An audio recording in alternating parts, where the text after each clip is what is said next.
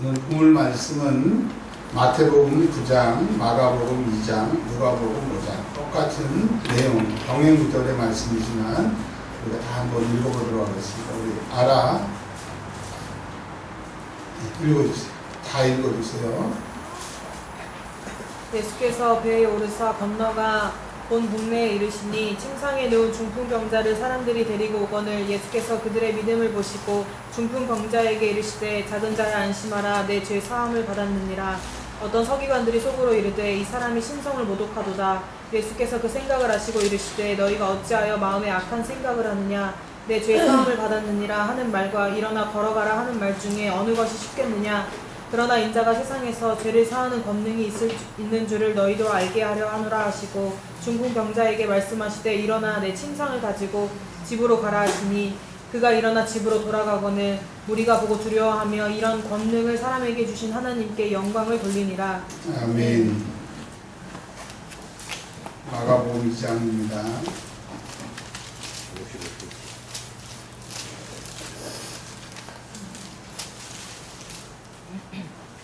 수일 후에 예수께서 다시 가버나움에 들어가시니 집에 계시다는 소문이 들린지라 많은 사람이 모여서 문 앞까지도 들어설 자리가 없게 되었는데 예수께서 그들에게 도를 말씀하시더니 사람들이 한 중풍병자를 네 사람에게 메어가지고 예수께로 올세 무리들 때문에 예수께 데려갈 수 없으므로 그 계신 곳에 지붕을 뜯어 구멍을 내고 중풍병자가 누운 상을 달아내리니 예수께서 그들의 믿음을 보시고 중풍병자에게 이르시되 작은 자야 내 죄 사함을 받았으니라 하시니 어떤 서기관들이 거기 앉아서 마음에 생각하기를 이 사람이 어찌 이렇게 말하는가 신성 모독이로다. 오직 하나님 한 분 외에는 누가 능히 죄를 사하겠느냐. 그들이 속으로 이렇게 생각하는 줄을 예수께서 곧 중심에 아시고 이르시되 어찌하여 이것을 마음에 생각하느냐. 중풍병자에게 내 죄 사함을 받았느니라 하는 말과 일어나 내 상을 가지고 걸어가라 하는 말 중에 어느 것이 쉽겠느냐. 그러나 인자가 땅에서 죄를 사하는 권세가 있는 줄을 너희로 알게 하려 하노라 하시고 중풍병자에게 말씀하시되 내가 내게 이르노니 일어나 내 상을 가지고 집으로 가라 하시니 그가 일어나 곧 상을 가지고 모든 사람 앞에서 나가거늘 그들이 다 놀라 하나님께 영광을 돌리며 이르되 우리가 이런 일을 도무지 보지 못하였다 하더라. 아멘. 누가복음 5장입니다.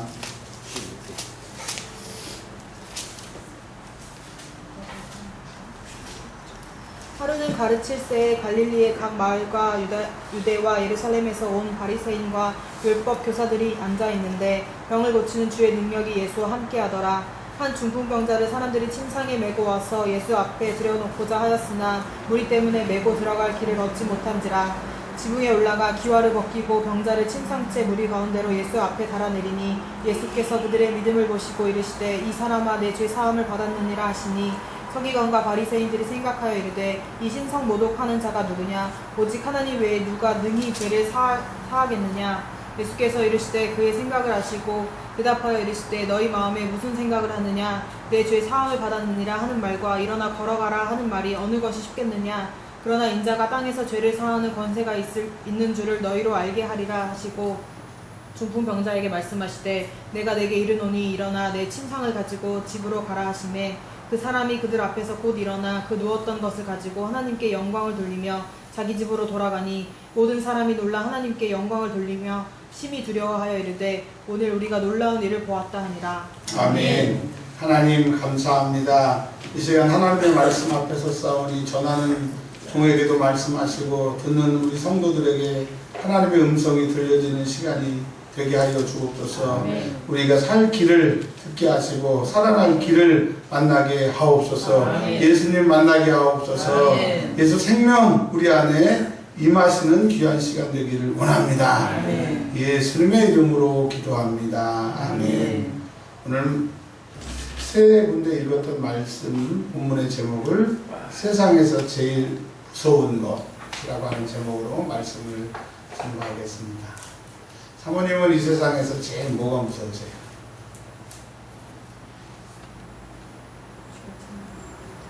네. 아라는 이 세상에서 제일 무서운 게 뭐가 무서우세요? 목사님이 시키는 거, 설교 시간에 물어보는 거? 말할 수 없어요? 생각해. 찬이는 뭐라도 얘기를 해줘야 돼. 나는 이 세상에서 제일 뭐가 무서워서?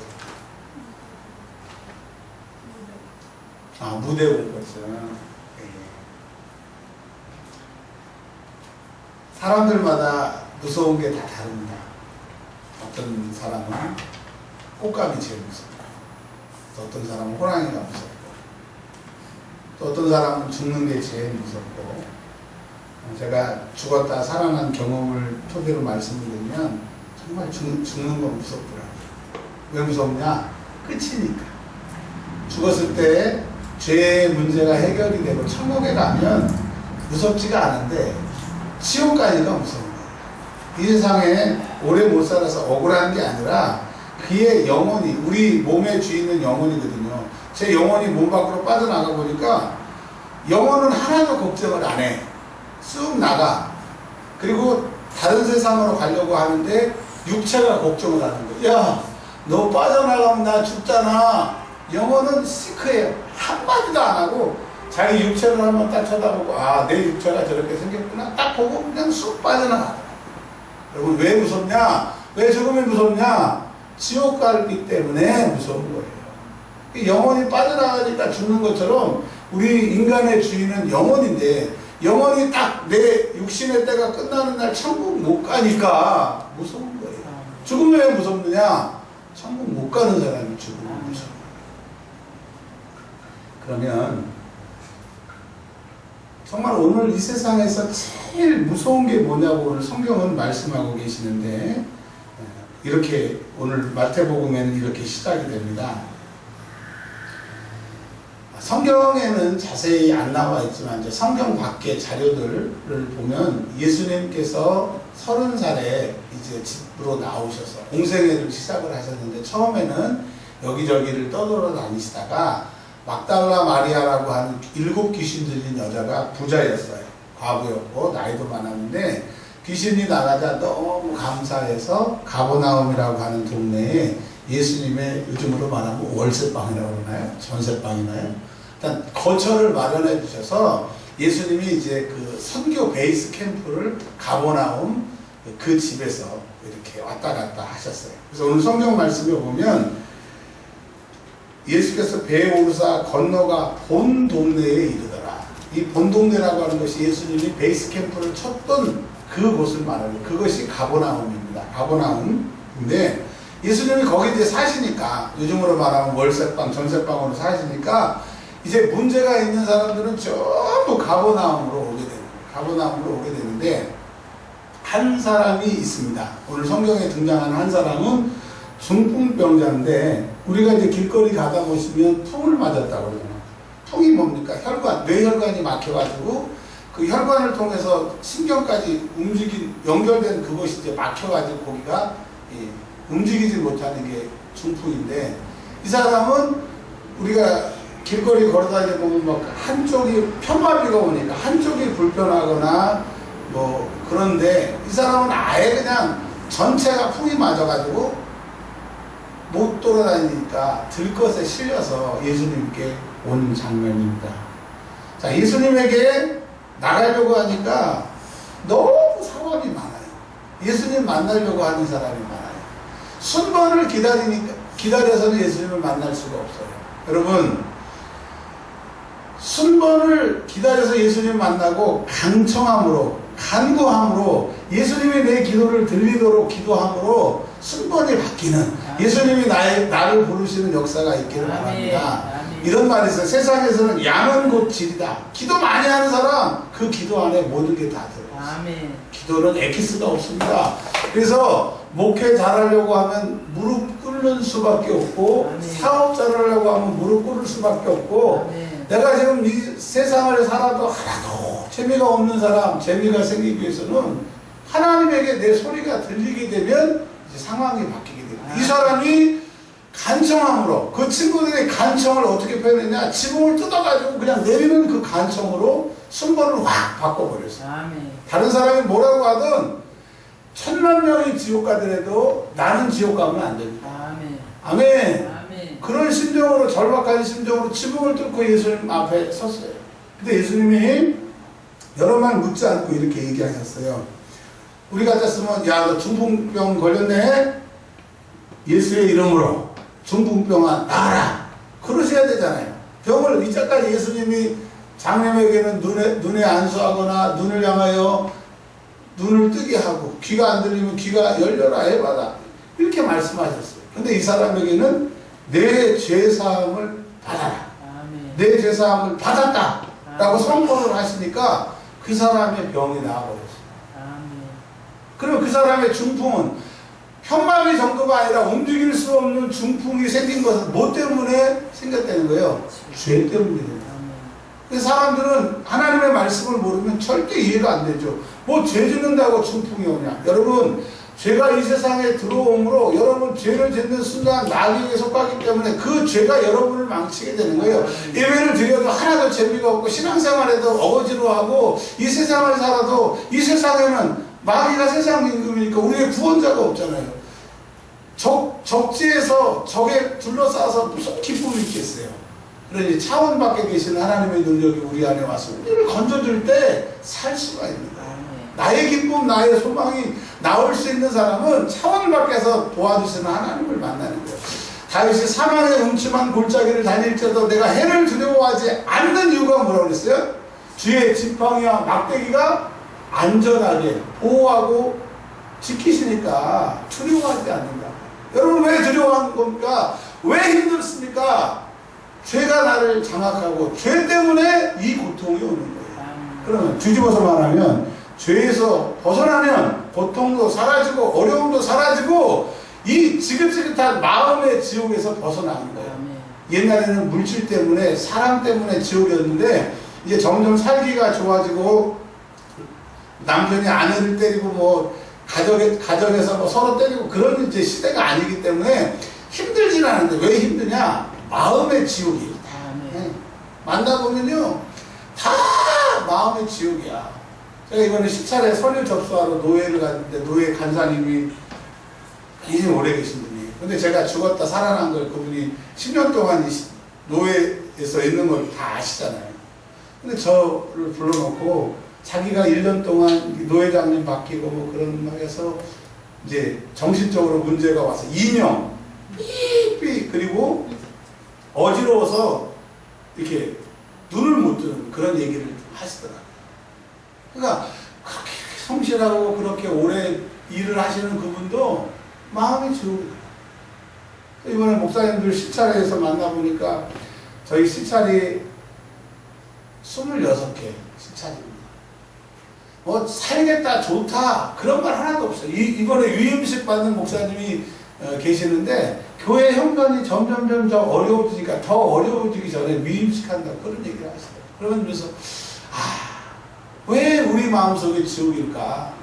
죄의 문제가 해결되지 않았어요. 이 사람이 중풍병 걸린 게 누가 죄 때문이라고 생각을 하겠어요. 근데 예수님이 딱 보시니까 너 죄 때문에 중풍병 걸렸으니까 너 죄사함 받아라. 죄사함 딱 받으니까 그 사람은 중풍병이 나온 거예요. 여러분 오늘 다른 거 말고 여러분의 죄의 문제를 해결하세요. 죄의 문제를 해결하는 게 뭐예요? 내 죄 꺼내놓고 예수 피 만나면 내 죄 사함 받게 됩니다.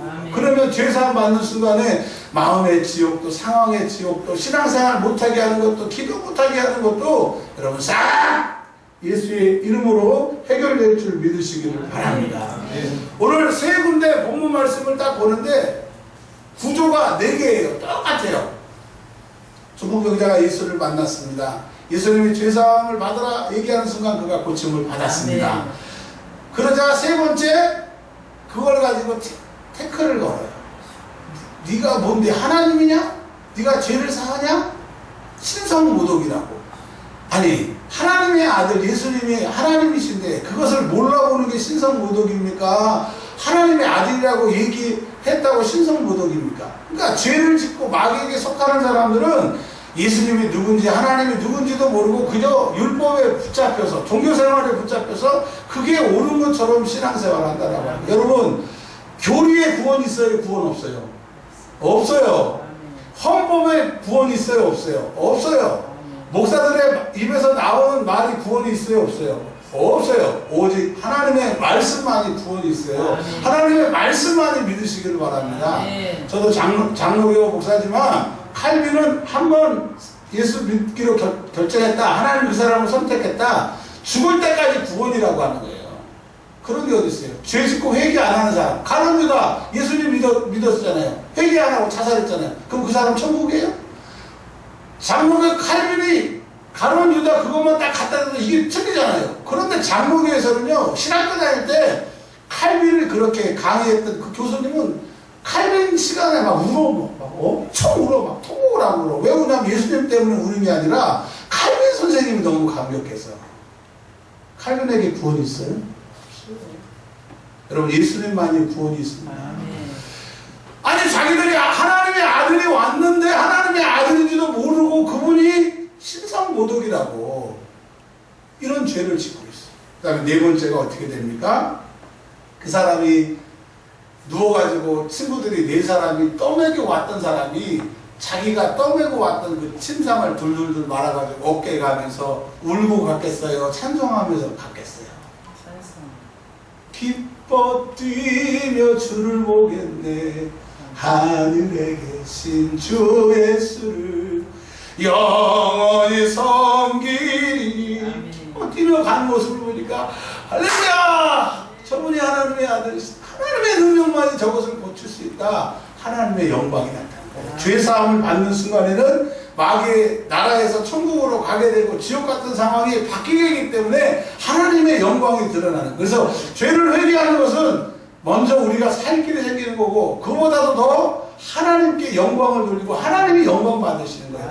왜 하나님이 지금까지 우리를 살려두셨고 우리가 수많은 범죄하는 가운데도 우리를 묵묵히 바라보시냐면, 너 지금 죽으면, 내가 너 지금 불러가면 너 지옥이니까 내가 1분 1초라도 연장시켜주는 것은 죄를 회개해라, 예수님을 만나라, 그러면 너 구원이다. 그 하나님은 내가 구원받는 그 순간을 기뻐하시기 때문에 참아주십니다.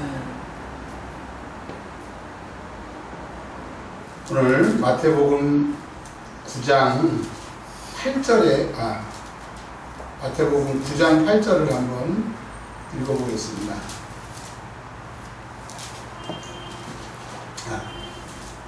자, 9장 7절부터 먼저 읽을게요. 마태복음 9장 7절 8절 시작. 그가 일어나 집으로 돌아가기를. 자, 여기서 잠깐 멈출게요. 그가 중풍병이 해결되지 않아도 어차피 집으로 돌아가야 됩니다. 근데 이 사람이 집으로 돌아갔는데 그냥 돌아가는 게 아니라 중풍병이 나아서